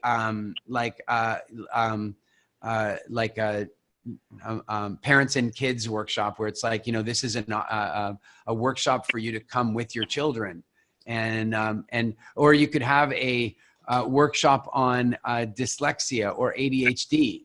And you could say, one of the things that it turns out is that a lot of times when people feel like they're ADHD or they're dyslexic is that they really need to be working with their hands more. And so when they're having to sit at a desk and only write, which is not their favorite thing to do, when they can work with their hands, it seems to unify the brain a little bit better. And so we have a workshop about how to handle and how to really work well with those issues. And people then come in and you bring in a speaker and the speaker talks to those topics, and then you have some exercises. So you can hear the formula I'm using. It's, aim for a particular group of people, create a workshop that creates the result that they want, and work in an exercise with clay that will anchor them to the experience and make them want to come back and do clay again. Yes, that's great. That's great. But put it in the context of all the other ideas. Yeah, exactly right. By the way, I'm curious. Like, obviously, most of you are not. Sissel, you're in Oslo, if I remember correctly. So most of you are not in Oslo. But if you in your local town, saw that there was an opportunity, for example, to do a really cool romantic, like I would almost consider doing something like, a romantic dinner experience where you bring in a chef and you have a nice meal made or what have you. And then there's a talk on relationships, and then they get to make some clay thing afterward. How many of you might be interested in doing something like that if you're currently in a relationship? Yeah, I mean, it speaks directly to you, and we'd have to market it to you in terms of it's going to improve your communication. It's going to create a sense of romance. It's going to be something novel and unique. It's going to create some awesome pictures for your Instagram account. Guys, that stuff matters now. People are looking for ways to, create great imagery for their social media. So, you could do that. How many of you, if you had a business, let's say, with employees, you heard there was this awesome team building exercise where you would get to learn from a great speaker about like the latest principles in team building for business. And there's an awesome, really cool exercise where you get to work with clay as part of a team and so on. How many of you think it might be fun to take your employees to something like that? Anybody think that might be kind of fun? Yeah. So Sissel, in each case, you just got to look at creating a moment, an experience that is going to give some value. and then go and offer that value to the people who should be there. Yeah, actually, I had all those courses, but I did it in the context of the studios that I already had. Yeah. But now I can put them into a different context with the speaking part as a bigger part of the concept. So it's really good. Absolutely. And the way I might do something like that is I might advertise the evening. You know, let's say you're bringing in a speaker. You have to figure out your budget and your costs here, but I might advertise the evening. And then I might say, by the way, for you as my existing clients, it's only X dollars or X kroners. And for the public, it's like twice that amount, but you can bring a friend or two at the member price, right? You know, or it's free for members and you can bring a guest or something along those lines. So you can turn your members into the salespeople. Yeah, super. Diane has a follow-up question that's related. And the question is, should you be the speaker or should you bring in a speaker? I got to tell you guys something. There's something really smart about the glow effect. Look, how many of you are familiar with Vishen Lakhiani? Excellent. So Vishen is a super sharp guy. I really believe he's going to become the Steve Jobs of education, particularly personal development themed education. Like he's just absolutely brilliant. Well, you know, one of the things that I really admired about him is I did my first talk at one of his A-Fest events, and I did 2 talks there, and both of them were the highest rated talks. I was number 1 and number 2. And that relegated him number 3. And he was playfully jealous with me about that, like playfully, totally playfully. He had no problem with it at all because it made him look good, right? Like it made, wow, I brought this guy in, I'm the guy. And so the glow effect was really valuable to him. Plus, you know, obviously since then he's come to BFSA and he's learned more from me and he's become an even better speaker.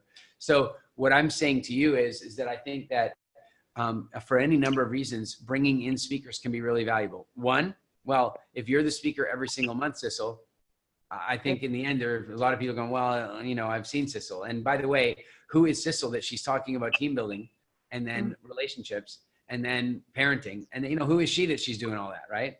So, you know, I think that's a little bit difficult. And then, you know, and then the other side of it is that each speaker will attract a different vibration of people. You know, if you know, I'm doing this event, I'm doing an event with Robin Sharma in about a week in Toronto. I'm a big fan of Robin's. I think Robin's done some incredible work. He's a little bit quieter than Tony Robbins, but he has more followers than Tony Robbins. He's an incredibly successful guy in the field. And you know what he does? He brings in unbelievably good speakers. I mean it. Like, this is one of those events where I'm going to, and I am really like contemplating deeply how to deliver well, even more than I normally do, because I was at his event last year and it was some of the best speakers I've ever seen in my life.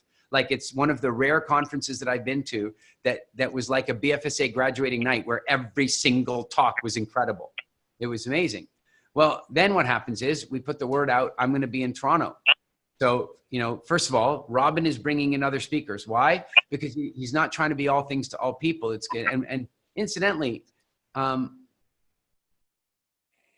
Maine Bob, I'm in the get up when I feel like getting up club is what I'm in. I'm in the business freedom club, and that does not mean getting up at 5 a.m. unless I want to. So I don't get up when I don't do the unpleasant waking up club.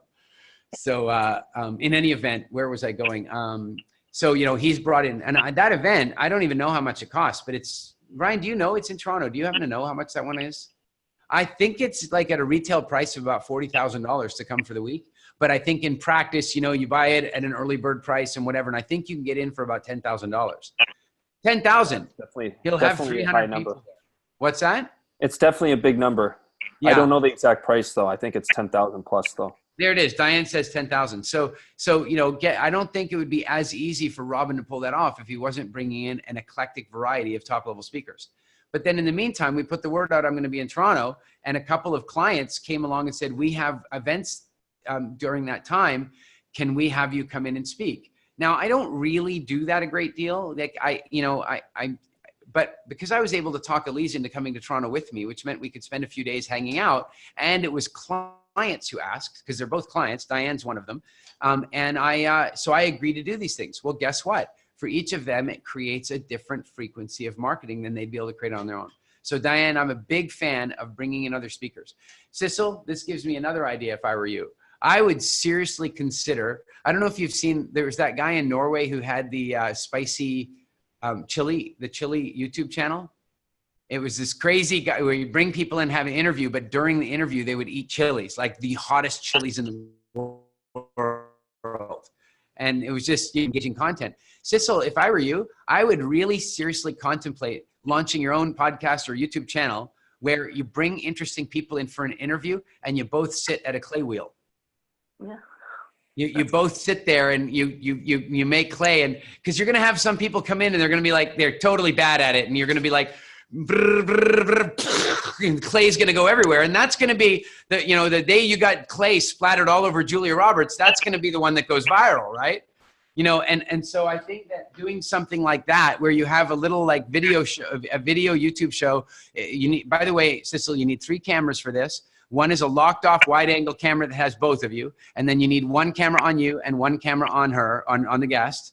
And you just sit and have your interview while you work with clay.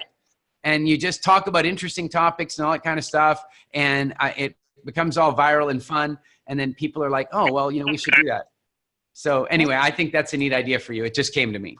Yeah, great. Thank you. Leafy, when is Elise going to be in Thunder Bay? I don't understand your weird, inceptive, suggestive language there. What are you talking about? Apparently, Elise is going to be in Thunder Bay in September. That's fascinating. That's fascinating. I'm glad to hear that. Has she been told this yet? Kelsey says 5 minutes over. Leafy is saved by the bell. I have to invite her. I see. You want to win? You got to invite her, but we'll figure it out. Guys, I think it's been an absolute blast to share this sort of reunion program with you. And I want to leave you with a message. We're going to be doing another speaker author mastermind for 2019. It's going to be up-leveled from what we did last year because I am working on a number of books and launching a podcast. So I'm going to be sharing a lot more about my journey, about how to make those things happen. We're going to be bringing in more special guests next year. So we're going to be bringing in, I believe, a really good friend of mine who runs the company Scribe.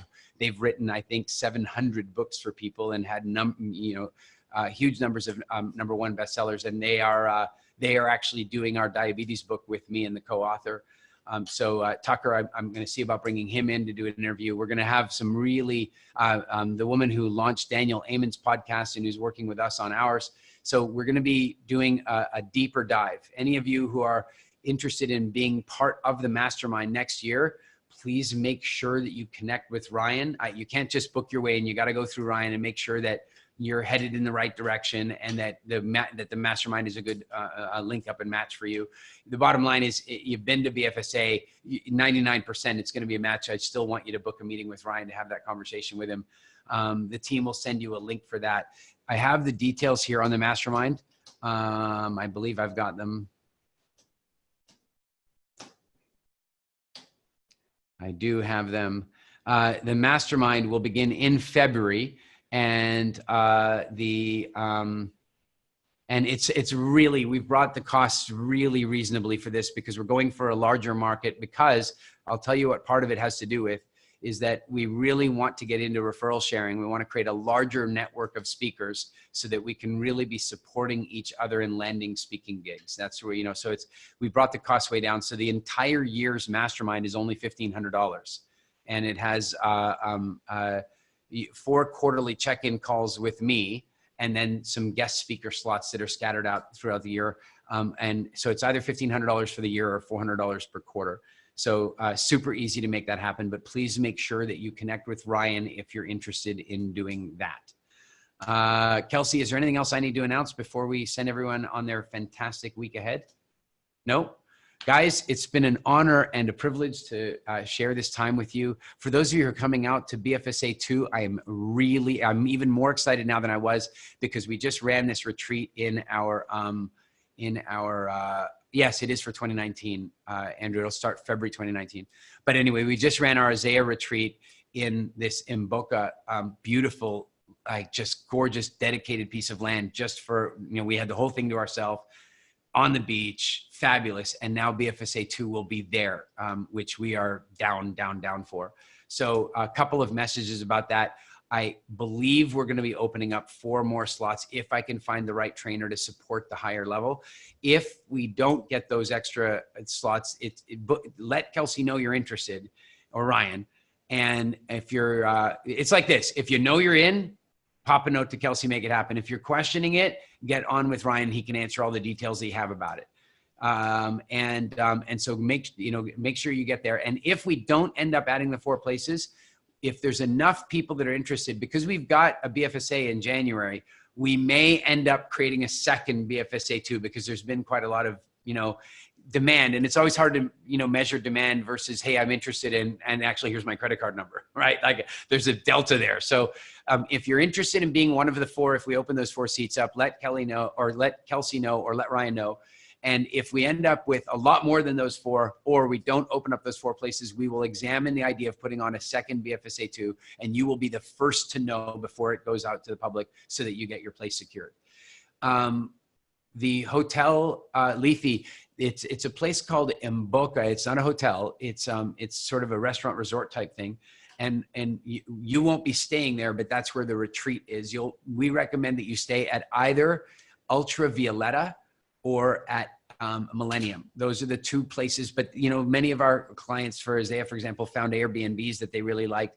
We like when you're at Millennium, because we do all our transport pickups at Millennium, and we like when you're at Ultravioletta, because the owner there is really good to us, and it's just down the street from Millennium, so it's easy for the pickup. So that's why. And by the way, if you guys are interested in any of you are interested in coming to Isaiah next year, it will absolutely sell out. There's no question about that. Every year it does. It sold out this year. And then sadly, we had a couple last minute cancellations that moved over. But this year we're going to oversell it slightly, dealing with the cancellations. But it's limited for intimacy reasons. If any of you are interested in coming out to Isaiah, by the way, really, truly unprompted, I don't still see Ritva. Oh yeah, Ritva. Can you unmute Ritva and Mike and Dominique? Can you just unmute them, or Kelsey? Guys, I don't want to do a big thing here, but can you just in very brief terms, what would your comments be to somebody about, should they be out here? What's the value proposition for Isaiah? Is it a good idea? Well, I'll go first. For Dominique and I, it was a brilliant idea. It really over-delivered on what we expected. We thought, well, it's going to be Eric, so that's going to be really good. It's a beautiful location. We need a holiday. It's in Cabarete. What could possibly go wrong? But when we actually got into it, the level of detail over and above the BFSA and the business freedom exercise, it was really about everything starting with you inside. I mean, even from the emotion that you're having about anything inside, and just really taking a clinical look at those habits and rituals and actions that you're doing in your life. And I think the proof of the pudding is that we've already been very, very active in actually looking to substantially change our lives. Dominique's come up with a brilliant idea for my business, which is the one I mentioned in our subgroup, which is Dominique said, why don't you do a retreat for all of your members? We talk very much about business and this kind of thing. I can just think of so many people who just love to get outside of themselves for 3 days. And you just start to think about things in a different way. And there's a lot of accountability that you look at. So I found it absolutely exhilarating. We came out walking on water out of this thing. It was really, really good. And we've got an absolute action plan now for the first time in life where we can actually start to set some intentions and measure ourselves by those intentions, rather than doing what a lot of creatives do, which is flying by the seat of your pants, which is what I've been doing. So that's my take on it. I don't know if you want to add anything. Yeah, I definitely want to add, because we've been as a couple, and perhaps we were the only couple there, but for us, it has really brought the focus of where we are going together, what is it that we need to be together to create the life we want. And also it was really good to have Elise there, because it's really a good balance to have the yin and the yang there, because, you know, that's what we are about. So yeah, for us it's been great. Thank you. Yeah, it's so lovely to meet Elise, but also that female energy that came into the program. I can't tell you how holistic it made the whole thing as well. So it was just a win all around, and we're going back absolutely thrilled that we came here, no question. Yes, Thank you, guys. I really appreciate that. Rifa, I really briefly, I've already gone a little over, but Rifa, if you've got any advice for people, I think I've lost Rifa. Okay, I've lost Rifa, so we can, maybe she'll make a comment in the Facebook group for you guys. But the bottom line is that if any of you guys are on the fence or thinking about coming out to Isaiah, it's really simple. If you know you want to go. I'm here. Oh, Rifa. I'm here. I'm here. I'm here. You're here? Rifa? Hear me? Yes, I'm here. Do you hear me? Yes, go ahead. Okay, yes. This Isaiah really brought a lot of clearance to my life, and I'm really happy that I was here. And it's really, I really know what to do next, and I'm very happy about it. That's a very short version of the whole thing, because I need to leave the room and go to my taxi to pick up now. Sounds good. Thank you, Rifa. It's all good. Perfect timing. Bottom line is, if you know you want to come, then go to the website. Kelsey, if you could make sure that the application form website is in there. I will tell you that if you guys applying as a formality for you. If any of you apply, you will definitely be admitted to the program. It's set up as an application process because I do get the odd person I've never met before, and because it's so intimate, I screen that a little better. And if any of you are kind of on the fence and you want to know a little bit more about it, make sure you book a discovery call with Ryan, who can kind of walk you through what the program is about and so forth. And get yourself applied in now, because as soon as my seminar series starts again in January, it'll sell out fairly quickly. So Mike, go ahead. Oh, I think you're still muted. There we go. Yeah, if anybody would like to get any further details about it or get our impressions in more detail, I think Dominique and I would both be happy to communicate with anybody who'd like to know more. That's super sweet. Thank you guys very much. Yeah, so please feel free to avail yourselves of that. And that's it. So, and the last thing I wanted to mention to you is that actually in line with Isaiah, there is a relatively good chance that I will do a best year ever type online webinar. In the early part of the year. We won't be charging for it, or we will be using it to raise money for a school in Africa. But we did one at the end of the year. We might do one again in January. So please make sure that you come along to that if we advertise it. But more than that, spread the word, please. If we run that program, then it would be really, really excellent if you could help spread the word, and let's get as many people in there as we can. So that said, it's been an honor and privilege, guys, to do this as always, and carry on. Keep pushing forward. Remember that practice is absolutely key. Remember that constant, never-ending improvement is the thing. I know that you guys have all been very sweet to me about how you feel about me as a speaker, but I will tell you, I'm not done. I'm not done. I'm not baked. I'm not finished. My development will continue and continue and continue. I don't ever plan to retire, and I'm probably one day going to be, 88 years old, walking onto a stage somewhere. And I come off the stage and people are going to go, how do you think it went? And I'm going to go, well, I think it went pretty well, but next time it'll be better. And I will never stop with that. And it's just a nice way to go.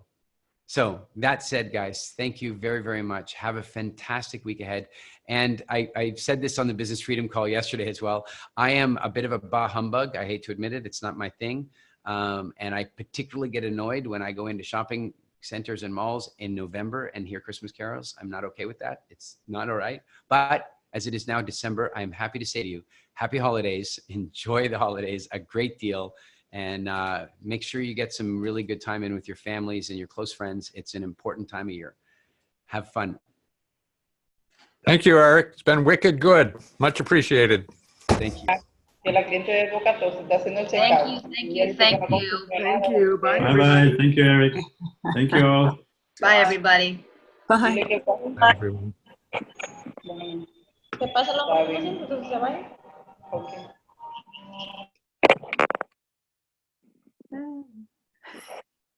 I can see.